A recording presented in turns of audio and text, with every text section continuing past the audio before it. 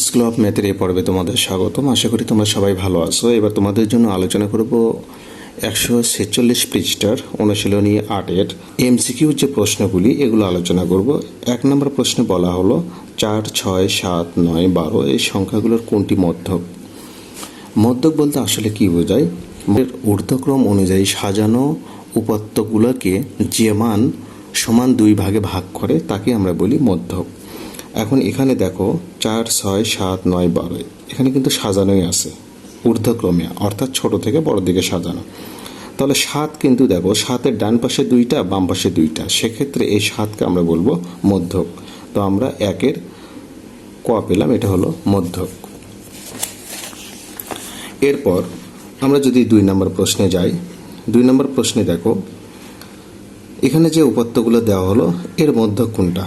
তো আমরা এখানে 8, 9, 10, 12, 14, 16 আমরা উপাত্তগুলোকে কিন্তু আমরা মানের ঊর্ধ্বক্রম অনুযায়ী পেলাম। তো আসলে উপাত্তগুলো এখানে পেলাম 2, 4, 6টা উপাত্ত। তো এখানে এনের মান কি, জোড় না বিজোড়? তাহলে বলো, এনের মান হলো এখানে জোড়। তো জোড়ের ক্ষেত্রে যে সূত্র, সেই সূত্র অনুযায়ী আমরা এখানে মান বের করতে পারি। মধ্যক সমান 2 নম্বর প্রশ্ন এমসিকিউ, n ভাগ 2 তম পদ যোগ n ভাগ 2 যোগ 1 তম পদ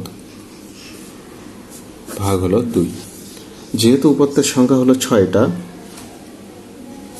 সেক্ষেত্রে n এর মান এখানে 6 ভাগ 2 তম পদ যোগ 6 ভাগ 2 যোগ 1 তম পদ ভাগ হলো 2। এখন 3তম পদ মানে তৃতীয় পদ, আর এখানে 4তম পদ মানে চতুর্থ পদ। তাহলে এখানে তৃতীয় পদ এবং চতুর্থ পদ দেখো 1, 2, 3, তৃতীয় পদ হলো 10, চতুর্থ পদ হলো 12। তাহলে আমরা এখানে যোগ দেব, 10 যোগ 12 ভাগ হলো 2, তার মানে এখানে 22 ভাগ 2 মানে হলো আমাদের 11। তো আমরা এখানে পেলাম যেটা খ হলো আমাদের সঠিক উত্তর। তো সেক্ষেত্রে আমরা এখানে লিখতে পারি খ হলো আমাদের সঠিক উত্তর। এরপর 3 নম্বর প্রশ্নে দেখো বলা হলো যে এই উপাত্তগুলোর প্রচুরক কত? তো আমরা প্রচুরক মানে কি জানি? যে উপাত্ত সর্বাধিকবার অবস্থান করে তাকে আমরা বলি প্রচুরক। কিন্তু এখানে দেখা যায় যে কোনো উপাত্তই একাধিকবার বা সর্বাধিকবার অবস্থান করে নাই, সেক্ষেত্রে এখানে কোনো প্রচুরক থাকবে না। তাহলে 3-এর হবে ঘ নাম্বার তোমার সঠিক উত্তর, প্রচুরক নেই। এরপর 4 নাম্বার, এখানে দেখো এই সংখ্যাগুলোর কোনটি প্রচুরক? আমরা দেখতে পাই যে 8, 12, 11, 12, 14, 18 এখানে এই যে 12 কিন্তু 2 বার, 12 কিন্তু এখানে একবার, এখানে একবার, 2 বার। এই কারণে প্রচুরক হবে আমাদের 12। এখানে 4-এর গ হবে সঠিক উত্তর। এরপরের প্রশ্ন, উপাত্তের সংখ্যা জোড় হলে মধ্যক নিচের কোনটি? তাহলে উপাত্তের সংখ্যা যদি জোড় হয় আমরা সূত্র জানি। দেখো জোড়ের যে সূত্র দেখো এখানে তৃতীয় পদ আর চতুর্থ পদ, তাহলে 2টা মধ্যপদের কি, 2টা মধ্যপদের গড়ের যে ব্যাপারটা সেটাই কিন্তু হলো মধ্যক। 6 নাম্বার, এখানে যে উপাত্তগুলো দেওয়া হলো এই উপাত্তগুলোর কোন ধরনের উপাত্ত? আমরা দেখতে পাই যে 48-এর পরে 22, তারপরে 28, তারপর 25, আবার 15। এই যে উপাত্তগুলো এখানে কিন্তু এলোমেলোভাবে দেওয়া, সেক্ষেত্রে এটা কি অবিন্যস্ত উপাত্ত। যে উপাত্তগুলো মানে মানের ঊর্ধ্বক্রম অনুযায়ী সাজানো থাকে সেটাকে বলা হয় বিন্যস্ত, আর যেটা এলোমেলোভাবে সাজানো থাকে সেটাকে বলা হয় অবিন্যস্ত। 7 নম্বর, নিচের কোন উপাত্তগুলো বিন্যস্ত উপাত্ত? তো আমরা এখানে দেখতে পাই যে 8, 6, 0, 4 এটা মানে এলোমেলোভাবে দেওয়া, 2, 4, 2, 4 এটাও এলোমেলোভাবে। এখানে 8, 6, 4, 2 এটা কিন্তু একটু সাজানো, দেখো বড় থেকে আস্তে আস্তে ছোট দিকে সাজানো, সেক্ষেত্রে এটাই হলো আমাদের বিন্যস্ত উপাত্ত। এবার 8 নম্বর প্রশ্নে দেখো আমরা এখানে যে উপাত্তগুলো দেখতে পাই এই উপাত্ত সমূহের ক্ষেত্রে প্রচুরক 22 কিনা। 1 নম্বর আমরা দেখবো, হ্যাঁ এখানে 22 কিন্তু 2 বার, এই কারণে প্রচুরক হলো 22। আর মধ্যক 22 কিনা, দেখো এই যে 22-এর ডান পাশে 3টা, বাম পাশেও 3টা, সেক্ষেত্রে 22 কিন্তু এখানে মধ্যক। আর এটার গড় আসলে কত হবে? আমরা যদি যোগ করি এগুলো তাহলে আমরা কত পাই? আমরা যোগ করব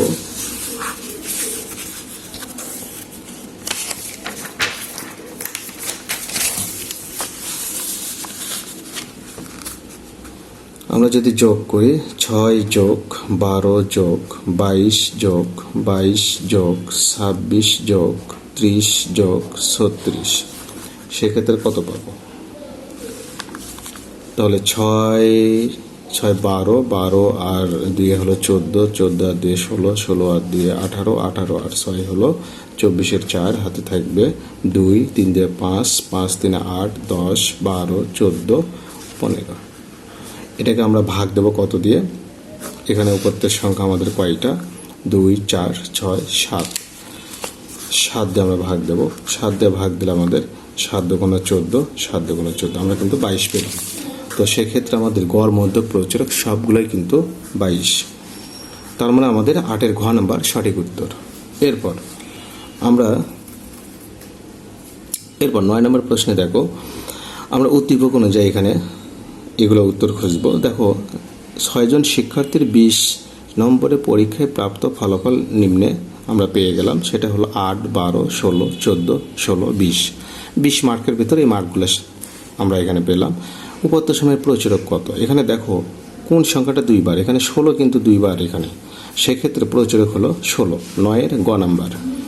এবার মধ্যক দেখো, এখানে আমরা যদি এই সংখ্যাগুলো সাজায় নেই তাহলে আসলে কি হয়? আমরা একটু সাজায় নেব।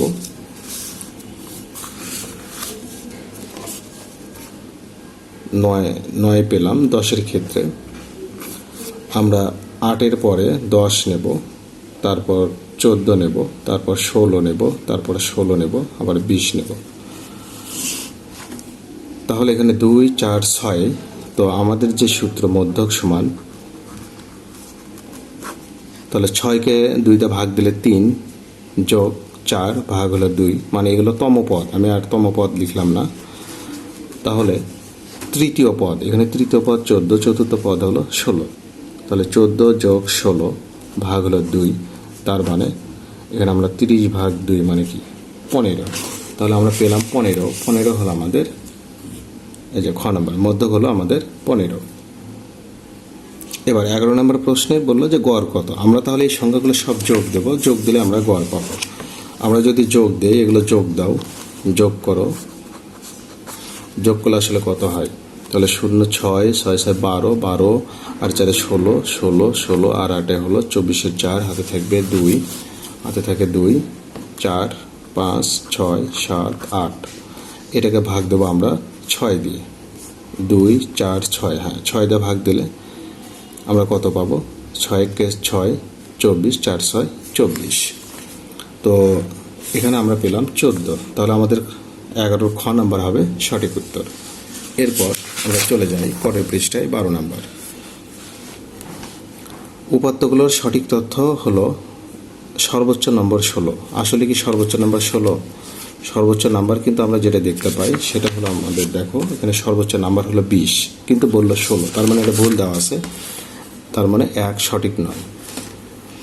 1 হলো ভুল। সর্বোচ্চ এবং সর্বনিম্ন নম্বরের পার্থক্য 12। সর্বোচ্চ নাম্বার আসলে কত? 20, আর সর্বনিম্ন কিন্তু আমরা এখানে পেলাম কত? 8। তাহলে সর্বোচ্চ নাম্বার 20, সর্বনিম্ন 8, বিয়োগ করলে কত? 12। তাহলে পার্থক্য হলো 12, এটা ঠিক আছে। তার মানে 1 নাম্বার সঠিক। এবার 3 নাম্বার, পরীক্ষা প্রাপ্ত নম্বর সর্বনিম্ন নম্বর 40%। পরীক্ষায় দেখো প্রাপ্ত সর্বনিম্ন নম্বর 40। আচ্ছা 20-এর ভিতর দেখো সর্বনিম্ন কত? 8, 1-এ কত? তাহলে 20 নিচে আসবে, অতএব 100-তে কত? তাহলে 8 গুণন 100 ভাগ হলো 20, 5 20 100, 5 8 40, এই 40%, এটাই হলো উত্তর। তার মানে 12-র 3 নম্বরও সঠিক। তার মানে 2 আর 3 সঠিক, মানে কি আমরা কিন্তু পেয়ে গেলাম আমাদের গ নাম্বার সঠিক উত্তর। এই তো আমরা 12 পর্যন্ত এমসিকিউ শেষ করলাম।